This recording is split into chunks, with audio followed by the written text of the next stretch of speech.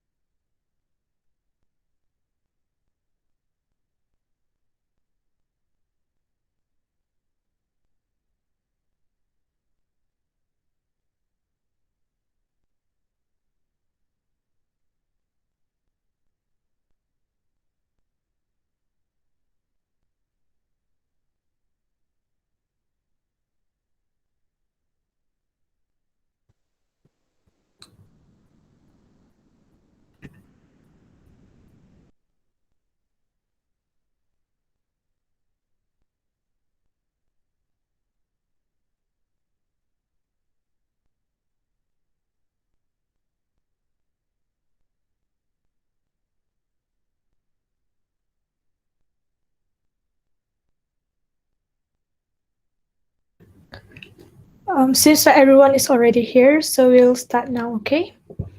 Assalamualaikum warahmatullahi wabarakatuh and a very good evening to the honorable lecturers, adjudicators, debaters from government and opposition team, and non-academic participants. Ladies and gentlemen, welcome to the 5th annual INTERBATCH Debate Championship organized by the Diplomatic ESCO of Medical Student Association MESTA.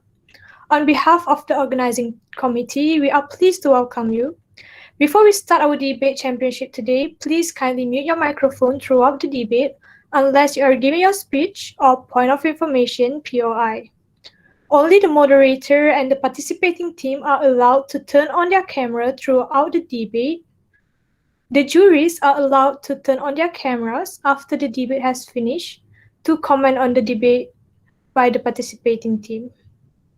So, welcome to the first preliminary round of INTERBATCH Debate Championship. I am Nura and Sabrina, the chairperson, and we have Adam Ali Firdaus as the timekeeper for today. We are delighted to announce our motion for today, which is this House will propose that Malaysians who have received their COVID-19 vaccination should be given incentives. I would like to introduce the debaters for today. Taking the role of the government is team from year one, team RAVENCLAW. So Ms. Nurul Khairunisa is the first speaker. Ms. Nur Asila is the second speaker, Mr. Muhammad Ilham as the third speaker, and Ms. Shahira Nadira as the reserve speaker. On the other side, taking the role of the opposition team from year one also, team HUFFLEPUFF, with Mr. Muhammad Iqbal Hakimi as the first speaker, Mr. Muhammad Akil Kari as the second speaker, Ms. Aisyah as the third speaker, and Ms. Shazwina Atrina as reserve speaker. Today we'll have 3 adjudicators who will adjudicate this competition. The first jury is Dr. Siti Nur Ashikin, The second jury is Dr. Muhammad Huzaimi, and our last jury will be Dr. Muhammad Zaid. Now, I would like to state the rules and regulation for today's debate. The time allocated for the first speaker of the government is 7 minutes. The timekeeper will ring the bell once at the first minute, which signals the point of information (POI) allowed to be given from the opposing team. The bell will ring again at the sixth minute to signal the end of the chance for POI to be given. The timekeeper will ring the bell twice at the end of the seventh minute, indicating that the time is up for the speaker and the speaker should do his or her closing speech immediately. Any POI given before the first or after the sixth minute should be ignored. Please do keep in mind that an extra 1 minute will be given for speakers if the speaker has a poor internet connection during the speech, which the timekeeper will take into the account of the extra time. The rest of the speakers, the time allocated for them to deliver their speech is 6 minutes. The bell will ring once at the first and at the fifth minute to signal the duration for the POI, where it only can be delivered in that duration. Any POI given before the first or after the fifth minute should be ignored. The timekeeper will ring the bell twice at the end of the sixth minute to indicate the end of the time for the speaker to deliver their speech, and they should do the closing speech immediately. The speakers will be penalized if the time taken exceeds the allocated time. Again, an extra minute will be given to the speaker if the speaker has a poor internet connection during the speech, which the timekeeper will take into account the extra time. Next, I will briefly declare the roles of the debaters. The first speaker of the government and the opposition team need to define the motion and state their stand, as well as introducing an idea or more to support or against the motion. The first speaker from the opposition team also need to rebut the idea given by the first speaker of the government team. The second speaker from the government and opposition team need to convey 2 or more ideas to support or oppose to this motion. In addition, the second speaker of the government team need to rebut the idea given by first speaker of the opposition team, while the second speaker of the opposition team need to rebut the idea given by the second speaker of the government team. The third speaker do not introduce new ideas and need to rebut all of the ideas given by the first, second, and third speaker of the other team. For the reply speech, the time allocated to prepare is 2 minutes, whereas to present the reply speech is 3 minutes. The first or the second speaker of the opposition team should present his or her speech first, followed by first or second speaker from the government team. The team cannot introduce new ideas and will need to summarize their argument and reaffirm their stand regarding today's motion. Third speakers are not allowed to present reply speech. The timekeeper will ring the bell once at the second minute and at the second as the last minute warning, and will ring the bell twice to signal the end of the debate. Do the participants clear of the rules and regulations? Yeah, okay. So, as the rules and regulations are fully understood, I would like to call upon our first speaker of the government team, Ms. Nurul Khairul Nisa, to deliver her speech. Okay. Can you hear me? Loud and clear. Okay. Okay, I will start. 1, 2, 3. Okay. Do you know the meaning of student-teacher relationship? It means how both student and teacher work together to achieve both goals, as teacher goals is to teach their student, while student need to learn from their teacher. This relationship plays a large role in the trajectory of students' academic success and social development. Establishing a positive relationship with their teacher help to boost student learning spirit as well as make them feel more comfortable in their environment. The positive relationship also benefit the teacher as the student are willing to give cooperation and it helps to smooth the learning lesson. What am I trying to show here is the government and their people relationship is exactly same as student-teacher relationship. To achieve something for the country, it needs both cooperation from the government and the people. So that's why today, I, as the Prime Minister on the side of government, will tell you why Malaysians should have received their COVID-19 vaccination should be given incentive. But before that, Assalamualaikum and good evening to the panel of jury, timekeepers, member of my house, respective opponent team, and also people on the floor. So today I have two things to be done, which are firstly, I'm going to give definition about incentive that is mentioned in the motion, and secondly, I will tell about the argument from the side of government. So let's start with the definition. As everyone knows, incentive means something that motivates or drive a person to do something certain way. If we incentive to the people, it shows that we, the government, are appreciating them as well as they are willing to give their cooperation with us by taking the vaccine. Remember, as I mentioned before, government relationship are same as student and teacher relationship. Motivating your student to learn and to participate in any activity can be very hard. Some teachers have their hand full with class management and they don't even get to teach the student. So, in order to stimulate learning and motivate good behavior, lots of teachers use reward for students and eventually it will lead to a good result. Now, let's move to my point whereby I, as the Prime Minister from the government, will expand about why give incentive to people will lead to achievement of herd immunity and also make people to behave appropriately. Meanwhile, my Deputy of Prime Minister will talk about how this motion can benefit our country in terms of economy. Our third speaker will conclude the debate by repeat any case from the opposition side and support our choice of why we choose to disagree with the motion. So why did I disagree? Why did I agree with the motion? So my first point is by giving incentive to people that accept vaccine, it will lead to increase in herd immunity. Before I continue my point, what is the meaning and importance of herd immunity?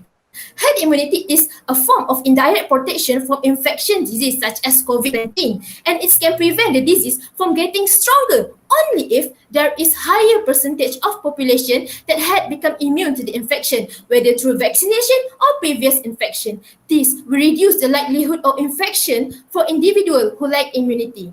Next, the importance of herd immunity is by achieving them, it is possible to protect the population from the disease, including those who can be vaccinated, such as newborn or those who have compromised immune system. The more and more people get COVID-19 vaccine, immunity. Next, why does giving incentive lead to herd immunity? When we give incentive to the people, they will show interest and raise their participation in taking the vaccine. This incentive also will increase their motivation and spirit to take vaccine as they will be rewarded. It helps us to motivate those that are hesitant as well as make those who are willing to take the vaccine feel appreciated. This actually benefits both people and government as the more faster we achieve the herd immunity, the faster our country can develop as usual and people also can interact with each other just like before the pandemic has begun. My second point is by giving incentive, it will lead to change in behavior as people tend to behave appropriately. Why? As we know, there are people hesitate in taking the vaccine. Some of them just hesitate for themselves and doesn't affect other people's decision. But some of them hesitate to take the vaccine as well as trying to lead other people to not taking the vaccine. Those people can be called as anti-vaccine. These anti-vaccine people like to make up stories that are not real at all. Some of them even try to become a Google doctor by Googling effect and symptom or even complication after the vaccine and spread it through their media social. This might not affect the educated people, but it mostly will affect those in old age range, such as our parent, auntie, uncle, and grandparent. Those in the old age are in the category of high risk to get the infection, as the older the age, the lesser the strength of our body immunity. So, if the government give incentive to the people that get vaccine, those people will change their behavior and behave appropriately by not spreading a fake news. They will think that this opportunity is not a bad thing at all because As a government, we ask them to take the vaccine as it will help them to decrease the percentage of getting the disease. And we also reward them after they get the vaccine. This will make the people to behave properly as we use give and take concept, whereby they take vaccine for the good of everyone and we give them incentive as a reward. Who doesn't like to be rewarded, right? So, no, thank you.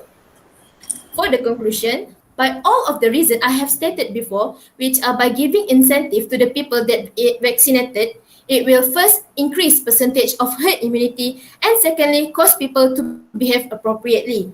We also know that our Malaysia government give incentive to those that get vaccinated by giving them authorities to travel across state. It means that if we take COVID-19 vaccine, we will get e-certificate and it allow us to cross from one state to another state. So from my side, we can see that giving incentive to those that take vaccine is a good thing as it benefits both parties. That is all from me. Thank you. Thank you, first speaker of the government team. Now I would like to call upon the first speaker of the opposition team to deliver his speech.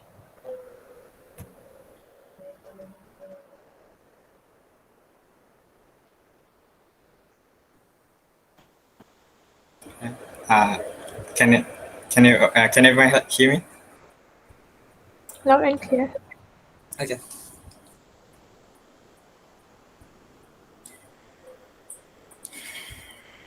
Ladies and gentlemen, it is sensible to believe upon first glance that giving incentives is the most effective way for us in order to help alleviate the pandemic and alleviate the situation that is happening right now.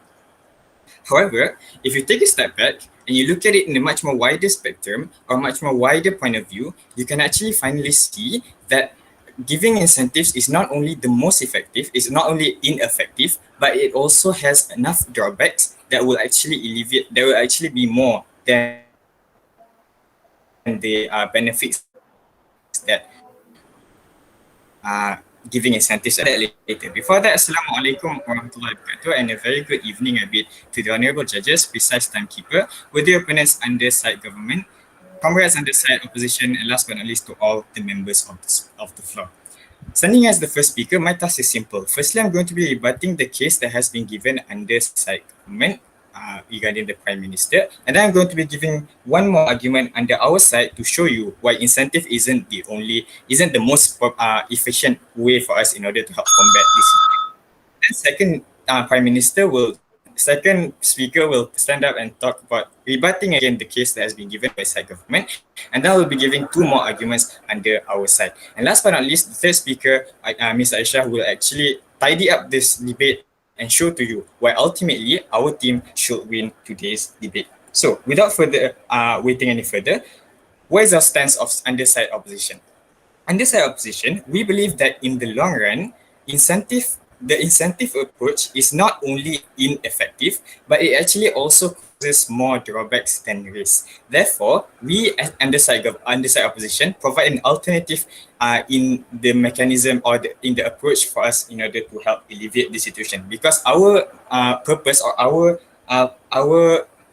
aim in order to do this incentive is actually similar, because we want to motivate people to take the vaccine, right? However, our approach is by restricting access of unvaccinated people to normal activities that involve close person-to-person contact. And this includes, like, for example, recreational stuff such as going to the gym, events such as going to games, or even education such as university enrollment. So basically, if you're not vaccinated, you're not able to do these stuff. So we believe that this gives the same effect as side government, in which we encourage the people in order to take the vaccine without producing the drawbacks of giving incentives, which we'll talk about this in our arguments after this. And then the funds that we are able to save due to not giving the incentives, we're able to help the people that cannot vaccinate but actually want to. And these people are the people that are in the inlands that do not have enough ability for them to go to the facilities of the vaccine facilities. So let's go to the rebuttals first. There's mainly 2 points that's been given under the Prime Minister.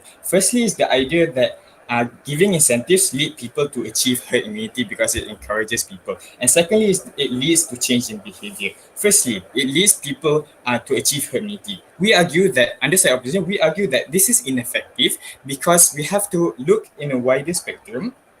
that there's going to be plenty of different drawbacks that incentive will give it given, and I'll be talking about this a bit in my arguments. Also, my second speaker will also tackle this battle. And secondly, about the lead to change in behavior, anti-vaxxers regarding the change of behavior in anti-vaxxers. This will also be tackled a little bit by my second speaker. But in essence, anti-vaxxers actually, we believe that anti-vaxxer is important to note that anti-vaxxers actually have strong belief. Who are anti-vaxxers? Anti-vaxxers are people that have strong political reasons, albeit kind of like doesn't make sense. Right? People think that the government is trying to track us because we're taking the vaccine, and like these people have strong beliefs. It can be either that or it can be religious belief and everything.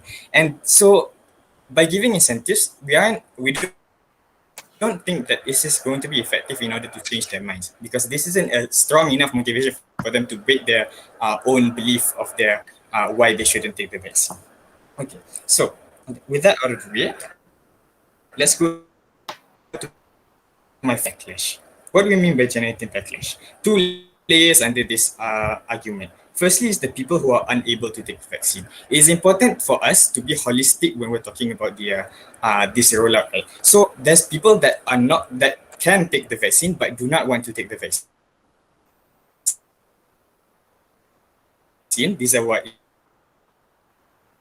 see it.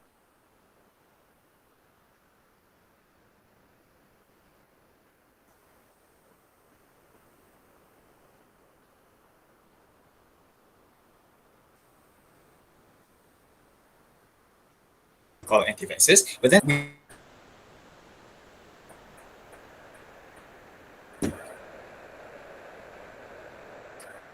sorry, can you hear me? Yeah, only we can hear you. You were stuck at people don't want to take vaccines. Yeah. Okay, sorry. Okay, so continuing, people with they are not able to take the vaccine even if they want to. These are people with disabilities and health problems, such as the examples that I've given just now. So these people, they will feel that as if they are on the sideline in the government's plan, and they are not fair for them, and they are affected because they are affected in this pandemic too, but they are not able to reap the benefits of these incentives. And then there's also people who have the burden and cannot go to take the vaccine. This is the people that are in the illness that I mentioned just now, and these make up the majority of people that are not vaccinated, and we're basically sidelining them, and we're not focusing to this main problem that we actually want to tackle in order to help alleviate the pandemic and in order to achieve herd immunity. And second layer, and more critically, is the incentives will generate a negative perception in people. We believe that incentives will be seen as signaling that the vaccine is either unsafe or is not a thing of value. We believe that people will start to think, if the government is telling us to take the vaccine and they're giving us rewards and all of that, then this shows that it signals a type of risk that is happening if you take the vaccine, right?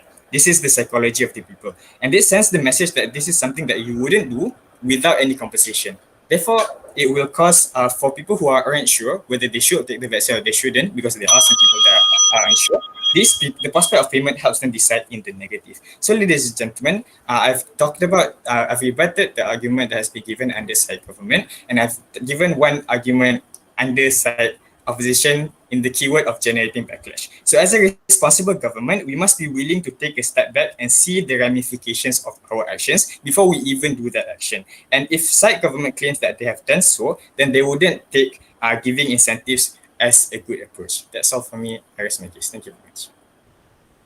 Okay, thank you for first speaker of opposition team. Now I would like to call upon the second speaker of the government team to deliver her speech. Okay, hi everyone. Can you hear me? Yes. Okay. So, people of the floor, we need to understand that there are still millions of people in Malaysia refuse to opt for the COVID-19 vaccination. What worse is that there are some people, this group of people, what my Prime Minister have called them anti-vaxxer, publicly discuss this false ideology regarding vaccine to prevent others from getting this vaccination. And these are the guys that we need to fight in order to get back the number of people that want to vaccinate, but get this false ideology and makes them not think rationally, and we have to fight this type of people. So that is our aim for our incentive today. So for the next 6 minutes or so, I will state my point and elaborate on this point. But before that, I would like to bid Assalamualaikum and Salam Sejahtera to the panel of judges, precise timekeepers, my spectacular members from the government side, amazing opponent from the opposition side, and people of the floor. First of all, I would like to list out what I will do today. First and foremost, I will try to rebut what the argument from the leader of opposition and also make summary and support my prime minister and of course, give my own argument of my own. So ladies and gentlemen, what does it mean when the leader of opposition stated that the anti-vaxxers are the one that we need to fight off in this case? Okay, we are not trying to make the anti-vaxxers the one that have this false ideology to opt for the vaccination. What we are trying to do is to make sure that they does not give this false ideology to other people, and that other people will have more trust in the government and also in the vaccination itself, not for them to take the anti-vaxxer side. Other than that, the leader of opposition also stated that there are some drawbacks and also the incentive is ineffective, but he does not really state it. Why is it not effective? How you calculate the risk of the effectiveness, and the drawbacks that is stated by the leader of opposition is just that the vaccination is unsafe. That is totally wrong. Okay, when the leader of opposition stated that the reason why the government give out this incentive, and then the people will think that, oh, maybe they give this to us because they want us to do the bad thing, which is totally wrong. And I don't think the people will think that way because that is a negative side. So that is how I try to make sure that the government side is the right side in this motion. Now, yes? Looking at this current situation, is the act of changing the minds of anti-vaxxers much more important than the act of helping people that want to take the vaccine but are unable to do so? Thank you. What do you mean by unable to do so? It is now easier for us to opt for the vaccination. Okay, you know, now they do have the vaccination that goes mobile vaccination, the one that goes from house to house. They have currently are doing this, and over time they are trying to increase the number of this mobile vaccination, or what we call that mob vaccination, something like that. I read it. Yeah. So there are people that in the rural areas that are trying to get this vaccination, and the government already did an incentive for them to get the vaccination itself. So now the main focus itself is for those that have not even registered for this vaccination. You know, there are at least 50% of Malaysians that haven't even applied or registered for this vaccination, and we are focusing on that side. Because if all people that have registered, which is only 50%, have had that vaccination, we still couldn't get the herd immunity. So we are trying to focus on the people that does not want to get this vaccination, so we can opt for them to be registered.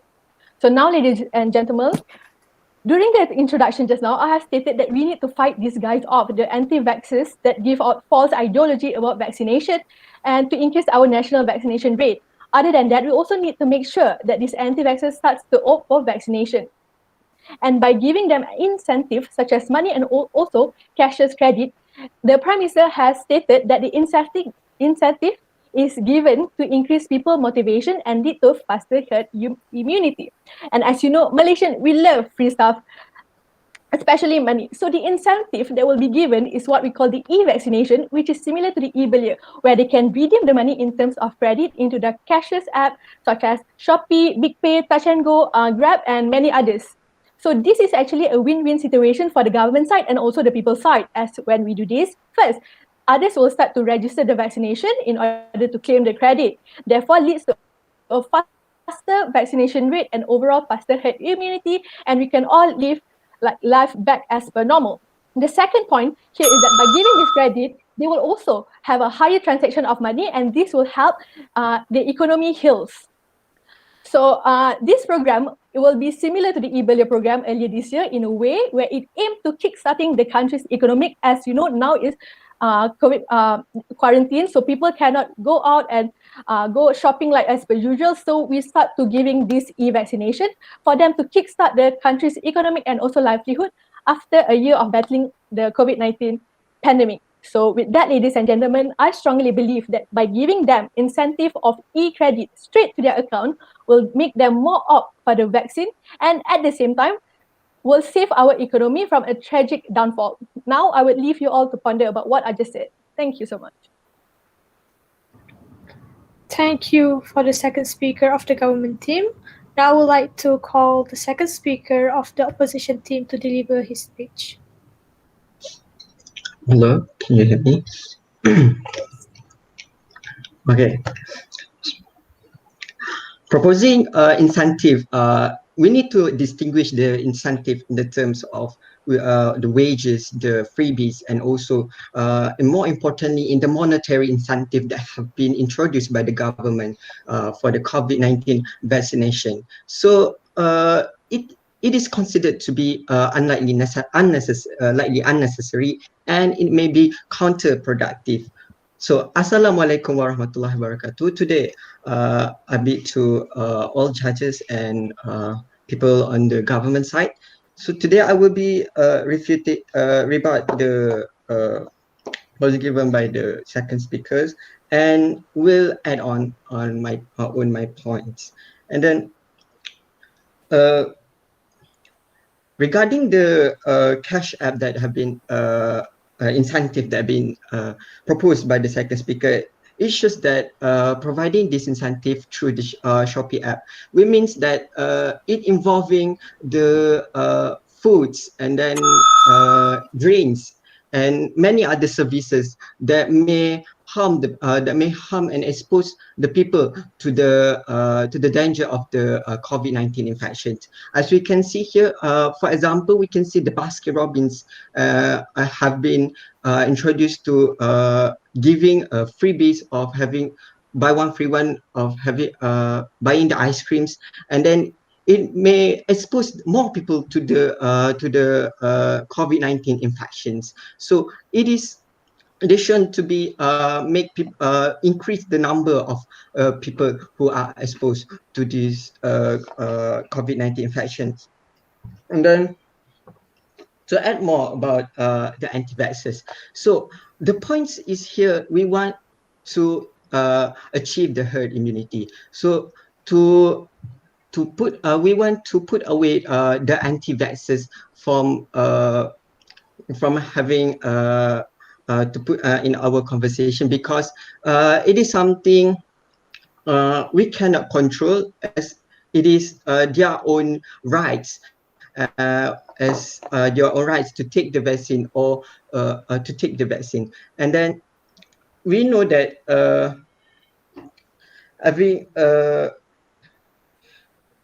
so I will move to my own point. So the paying the providing the incentives, such as paying a substantial amount as a monetary incentive, for example, so will not ever overcome the hesitancy and the vaccine uptake in this Malaysia, because we think that majority Malaysian have the eager to take the vaccine as soon as possible, because the increasing of number of deaths and hospitalization regarding the COVID-19 infections. And then we can see many cases that have been spotted through the media, and then makes people fear and force them to take the vaccine. And this if we provide this incentive, especially the monetary incentive, it may be it will give an opportunity cost, which make only one alternative is lost, and one alternative will be benefited. Thus, the money for the incentive can be used for to address to contain the pandemic. For example, we can use for the providing the transportation, and provide transportation for people who live in the remote areas, or people who who are who are unable to survive in this COVID-19 pandemic and death due to the pandemics. And we can also provide the buying the equipment for the patients, such as buying the ventilators and oxygen tank for the people who are, as we can save their lives. And then this form of incentive also seems unlikely. Seems to be unfair and taking the advantage of the Malaysians who have lose their job and cannot and hardly make the and hardly to make ends meet, and who slip into the poverty. Thus, we can take as example, if the some people are struggling right. No, sorry. Sorry, sir. And then we can see this. Some people are struggling right now to get the source of income, and they feel that they must take the vaccine in order to pay rent, for example, to pay to buy necessities for their family. So they have no choice but to vaccine for the sake of the cash. Thus, it is problematic to see if the government to offer the incentive and cash and others to promote the vaccination when they have already failed to provide to provide this supports for the needy. And then we can see also the ineffectiveness of approach that seems to be extremely religious beliefs like anti-vaxxers that seems a challenge to the country. So I end my speech with gender backlash of incentive effective of approach that have been to end my speech. Thank you. Thank you for the second speaker of the opposition team. Now I would like to welcome the third speaker of the government team to deliver his speech. Right, thank you, Sabrina. Ever since COVID-19 struck our country, every aspect of life have taken a great turn, though most of it are all negative remarks. Many deaths are reported daily. I'm sorry to disturb. We'll restart the time again, but maybe you should try to turn off your cameras because you're a bit laggy. Right? Is it like only for Right. me or is it everyone? It's everyone. Yeah. Okay. You can turn off your camera. Okay, I'll start now. Ever since COVID-19 struck our country, every possible aspect of our lives have taken a great turn, though most of it are on negative remarks. Many deaths are reported daily, be it due to COVID-19 infection itself, depression of online learning, or loss of income or resource. Hence, it is crucial to take into consideration not only with regards to health sector and so on, but also other important sectors such as the economic sector. Richard Record, lead economist at the World Bank Malaysia, said that Malaysia's reduced growth rate in economy is more pronounced when compared to countries that have made similar transition in the past because we are approaching high income status. Now, ladies and gentlemen, I know most of you are still bamboozled by the statement of correlation between this pandemic and our economy.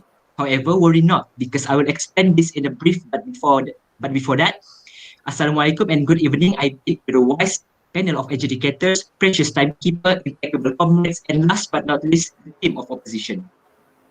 Earlier, before I start my argument, the deputy leader of opposition had mentioned about herd immunity by allowing people to take it willingly, but never once in any of my members' argument did we touch forcing people to get vaccinated. Hence, it is clear that it is merely their way of avoiding the bigger picture of today's debate, which is to not only restore and preserve our economic sector, but ultimately to help those in need. As mentioned by our Deputy Prime Minister, we give incentives to vaccine recipients in terms of e-credit that will attract more attention of people who have not yet registered in the vaccination program. Because in this time of need, people have to survive not only from COVID-19 infection, but also from hunger, as most of our people had lost their sources of income due to the closing of many economic sectors. Hence, by this method, we can help them to get food on their plates while at the same time reach herd immunity faster. Along the way, we can also help our economical status due to higher amount of transactions made from the e-credits that have been received.